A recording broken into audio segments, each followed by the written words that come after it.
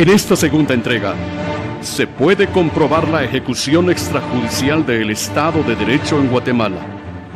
La conspiración para acusar al ejército, entrenando y presionando a ciudadanos para hacer acusaciones falsas destinadas a atacar a personas inocentes, y la confabulación de un motín para ponerle fin de una vez por todas a cualquier posibilidad de repetir el juicio seguido por la muerte del obispo Juan José Gerardi Conedera.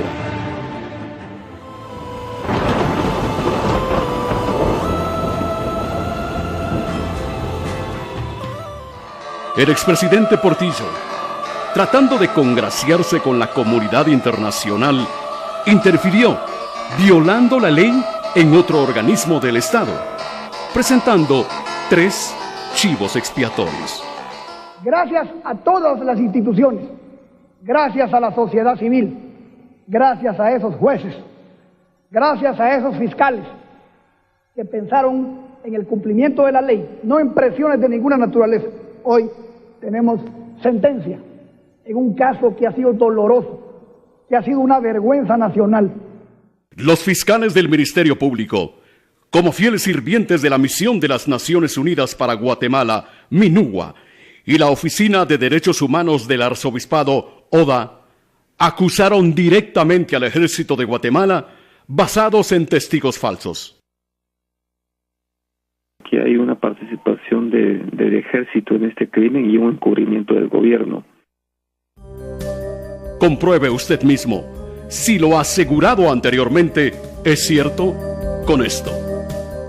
Mi nombre es Hugo Enrique Izquierdo Banín. Nací el 17 de marzo de 1971 en la ciudad de Guatemala. Mi número de cédula es A1 81 58 44. Desde principios del año 2000, estando yo en la granja Canadá Escuintla, recibí presiones de parte del Ministerio Público, de la Oficina de Derechos Humanos del Arzobispado y de la MINUGUA para declarar en contra del capitán Byron Miguel Lima Oliva, en el caso de la muerte de Monseñor Juan José Gerardi Conedera. En esas mismas fechas empecé a recibir la visita de funcionarios del Ministerio Público y de la ODA. En un principio me dijeron que en el momento que yo colaborara con ellos y que si mi testimonio era tomado en cuenta por el Tribunal de Sentencia, yo obtenía en 5 días o 10 días tenía mi libertad, porque ellos iban a contactar a la Embajada Americana y a la Embajada de Canadá, ¿verdad? Por lo tanto querían también comunicarse con mi familia. Estas mismas personas me entregaron bocetos de qué era lo que yo tenía que decir para la acusación, que en sí era dejar mal parado al capitán Byron Lima y al ejército de Guatemala. Reconozco acá pues de que mi testimonio fue una mentira. Espero que las personas que me ven entre las patas por esa mentira pues logren algún día perdonarme y entiendan que la presión a la que yo estaba sometido era bastante fuerte. Varias veces los medios de comunicación publicaron que me habían matado o que me suicidé dentro de la cárcel. La Misión de las Naciones Unidas para Guatemala, MINUGUA, todo el tiempo dirigió los delitos cometidos por el Ministerio Público, presenciando el entrenamiento para dar falsos testimonios y administró la patraña judicial.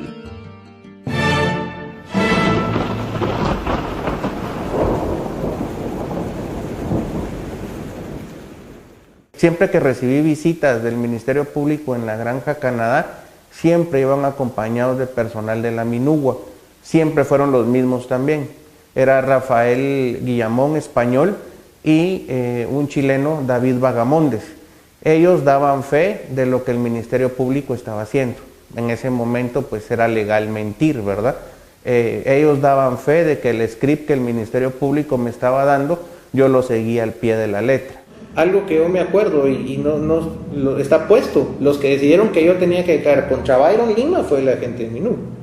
En ese momento pues ellos estaban prácticamente amparando lo que el Ministerio Público estaba haciendo, que era diseñar una mentira para que eso fuera legal. Incluso en una oportunidad yo le pregunté al licenciado Mario Leal, cuando él quedó como fiscal del caso, si lo que estaba haciendo no era ilegal, y él me dijo que todo lo que hacía el Ministerio Público era legal. Ahora me pregunto yo qué clase de investigación fue esa. En el transcurso del tiempo, el señor Rafael Guillemón, el español, ahora resulta haciéndose famoso porque es el investigador que junto con el escritor Francisco Goldman hacen un libro de reciente publicación respecto al caso Gerardi también.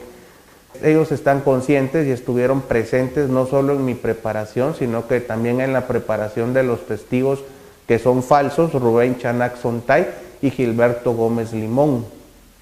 En una ocasión fui sacado de la Granja Penal Canadá, pasadas las 20 horas por personal del Ministerio Público y la Minugua, y fui llevado a la cabecera departamental de Escuintla, específicamente al Hospital Génesis. En ese lugar estaba el señor Gilberto Gómez Limón, quien me platicó pues de los beneficios que él había tenido y que tenía su familia de estar apoyando al Ministerio Público, y esa noche pues la Minugua nos llevó pollo campero para cenar.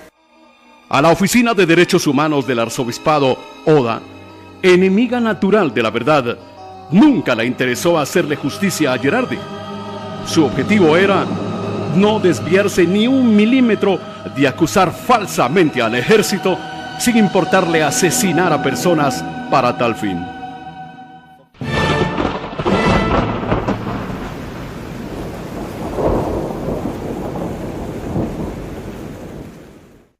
En algunas ocasiones recibí la visita del licenciado Mario Domingo Montejo. Él llegaba a tomar una serie de datos y a decirme qué cosas podía agregar yo para mi testimonio, ¿verdad? Incluso el día que el Ministerio Público y Minugua me mostraron fotos de algunos oficiales del Ejército de alta en ese momento para que yo los identificara ante el Tribunal de Sentencia, él estuvo en ese momento. Él me dijo que la ODA me iba a apoyar teniendo alguna negociación con la OEA en Washington y con una ONG de nombre SEGIL en San José de Costa Rica. Llega el licenciado Marcos Aníbal Sánchez, que era el fiscal auxiliar del caso, y me da una serie de números de teléfono.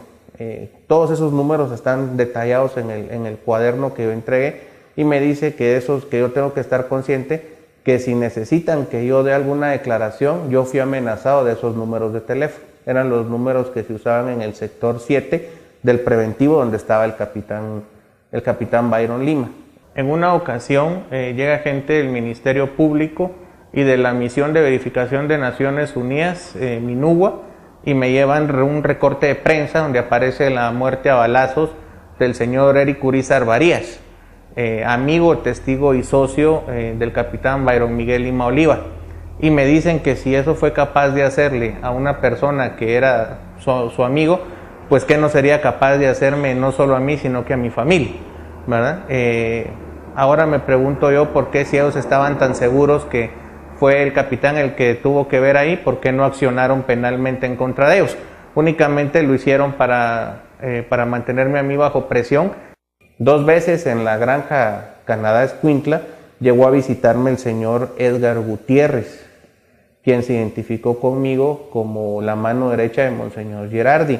El problema es que las 2 veces que llegó siempre hubo un gran dispositivo de seguridad dentro de la granja para recibirlo a él, ¿verdad? Pero gran dispositivo, incluso mayor al que usaban los fiscales del Ministerio Público. Luego me entero que él era el secretario de Análisis Estratégico de la presidencia del licenciado Alfonso Portillo. Él llega a preguntarme que cómo estoy, que cómo me siento, ¿verdad? En una ocasión se encuentra también ahí presente el licenciado Maynor Mergar y me hacen ver que yo no tengo por qué preocuparme porque el problema de los Limas se va a solucionar. Días después es el motín en el que muere Obdulio Villanueva y tratan de matar a Byron Lima y a su papá también.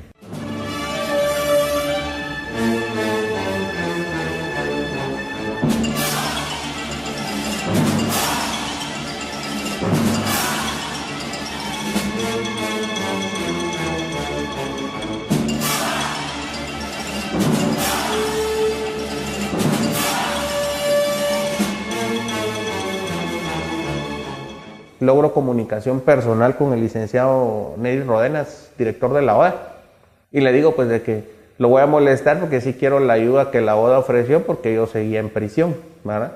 Y me dice que ellos ayudarme de alguna manera legal para que yo salga no pueden, pero que están satisfechos con lo que yo hice en el proceso jurídico, ¿verdad?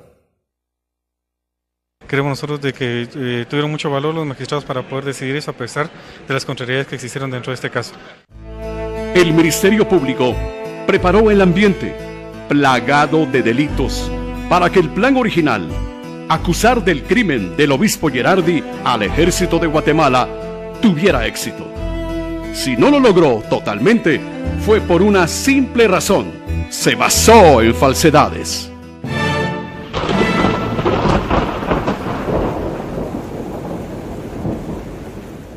Ante las presiones que ejercía el Ministerio Público y la Minugua a mi persona, empecé a llevar una serie de diarios. Son cuadernos donde están apuntadas fechas, horas y nombres de las personas que me visitan. Todas esas pruebas pues yo las entregué. Recibo la visita de los fiscales Mario Leal y Marcos Aníbal Sánchez.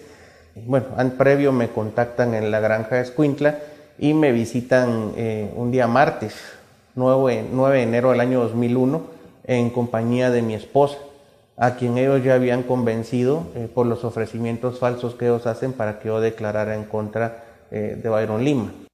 Después del motín de febrero del 2003, llega a visitarme el licenciado Mario Leal a la Granja Penal Canadá, pero le explico que el motín fue ayer y él llega el día de hoy.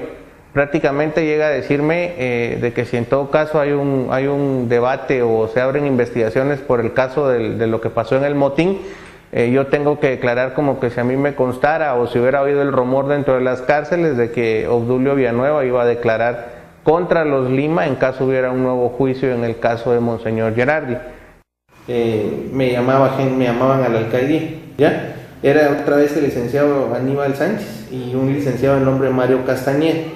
¿Ya? Esa vez sí me dijeron que si quería salir libre, rápido, ellos podían ayudar, ¿ya? Solo que había una serie de cosas que arreglar y era un poco peligroso, ¿verdad? Solo debía decir qué pasó el 31 de julio y otras cosas que ellos me iban a decir. Mi esposa, estando aquí en Ciudad de Guatemala, el Ministerio Público le da un teléfono celular. Ni mi persona tenía ese número telefónico. Mi esposa recibe una llamada amenazante y más o menos a las 11:30 de la noche, las únicas personas que tenían ese número eran la familia de mi esposa, su mamá específicamente y su hermana. Llegan, sacan a mi esposa, sacan a mi hija de 3 años, de 4 años, 3 años, y le dicen que tienen información que las van a secuestrar. Supuestamente el organizador del secuestro es Byron Lima y que en ese momento pues tienen que salir. Para golpear al ejército, el Ministerio Público no tuvo el más mínimo escrúpulo en continuar mintiendo, involucrando a oficiales en cuanto delito se le ocurrió, usando a testigos falsos, tratando de implicarlos en actos ilícitos que algunos medios escritos durante años se han encargado de desprestigiar, siguiendo una estrategia bien trazada. Aquí no importa si son culpables o no, pues la unión de ciertos medios escritos con el Ministerio Público se encargaría que la opinión pública creyera en el montaje.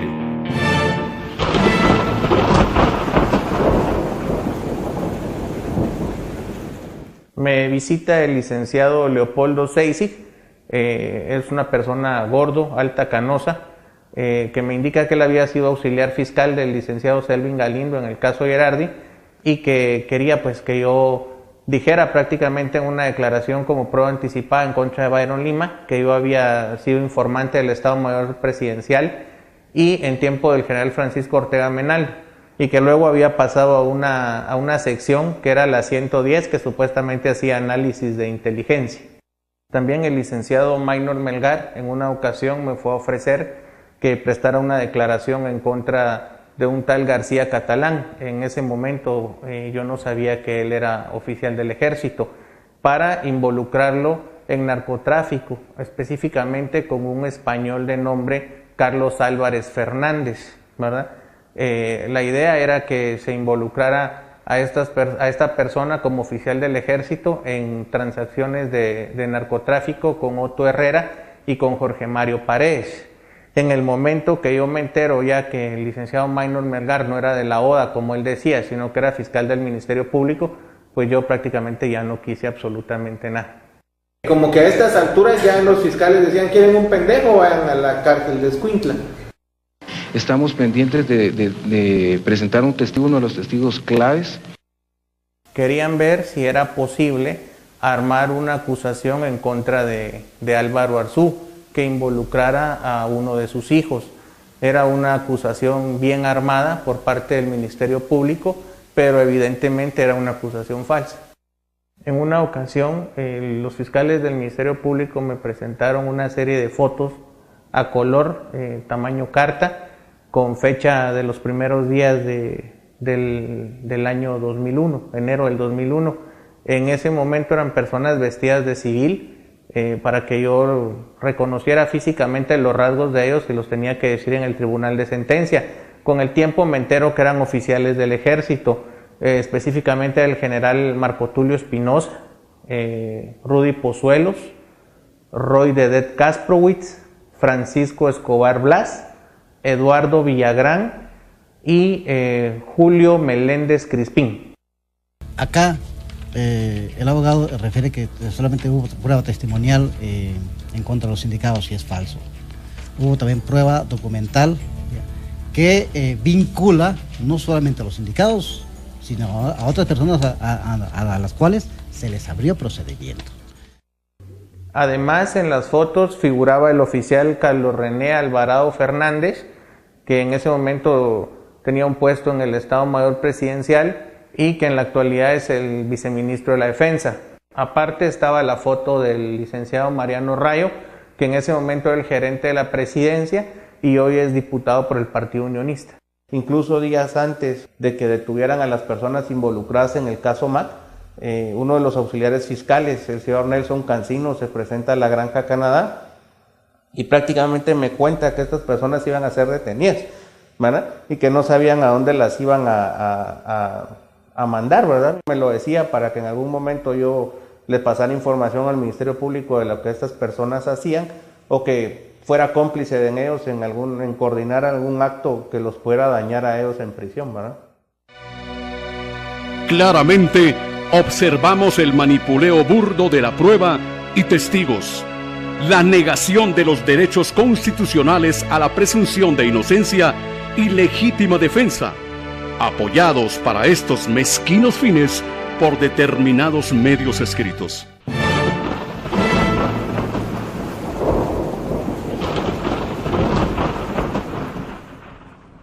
El día que yo presenté mi declaración en el tribunal de sentencia que presidía el juez Eduardo Coculum, la declaración en contra del capitán Byron Lima, él me ordenaba que no respondiera a ninguna de las preguntas de la defensa del capitán Lima, ¿verdad?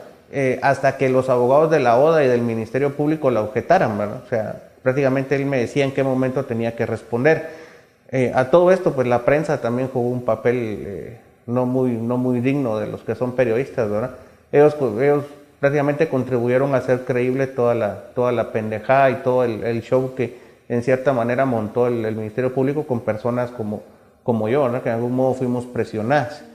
En una de las visitas que hace el Ministerio Público a mi persona, me dejan el nombre y el número de teléfono de una periodista del periódico, Claudia Méndez Arriaza, ¿verdad? Para que en el momento que a mí se me indique, ya sea por el fiscal titular del caso o por uno de los auxiliares, yo la contacte vía telefónica a ella para dar las declaraciones que el Ministerio Público quiera. En una ocasión intentó entrar a la granja, no pudo. Años después platico con ella y me doy cuenta pues de que ella sabía perfectamente cuál era la tónica que el Ministerio Público estaba siguiendo, porque ella estaba pegada al guión de lo que decía el Ministerio Público en un principio. El ingeniero José Zamora, presidente del periódico, y su familia sufrieron una agresión por parte de agentes del Estado. Zamora fue engañado en su buena fe al permitir la querellanza adhesiva de la ODA en su proceso judicial, entidad que, por cierto, sobra en ese proceso. Mañosamente le cobrará la factura, exigiendo espacios y cobertura sesgada para destruir al ejército, como ya lo ha hecho anteriormente, socavando el mayor activo de dicho medio, su credibilidad. Esta persona, arrepentida, buscó a la defensa del capitán Byron Lima. Está siendo presentada ante las pocas autoridades que debieran aún de no estar contaminadas para que se proceda penalmente en contra de todos estos funcionarios corruptos y se termine este periodo del oscurantismo e inoperatividad del sistema de justicia en Guatemala. Estoy aquí por mi propia voluntad haciendo esta declaración porque a pesar de que han pasado casi 7 años desde que yo hice la declaración en contra del capitán Byron Lima, creo que ha sido un error de mi parte haberle seguido el juego al Ministerio Público. Acepto que cedí a las presiones de todas estas personas y por un cargo de conciencia fuerte, ¿verdad? El año pasado que yo decidí y tomé la decisión de afrontar esto, lo hice para quitarme una culpa encima, ¿verdad? Si fueron capaces de organizar un motín para eliminar a Obdulio Villanueva y con la intención de matar a los Lima, ¿qué no hubieran hecho conmigo en una granja donde todo el mundo está desde las 6 de la mañana a las 6 de la tarde libre, ¿verdad?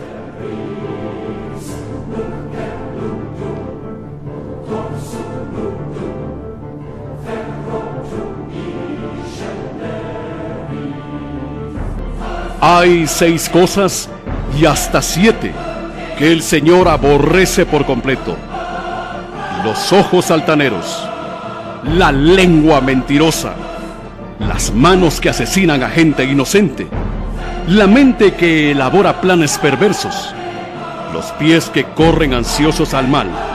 Proverbios capítulo 6 versículo 16. In memoriam, José Obdulio Villanueva Arévalo.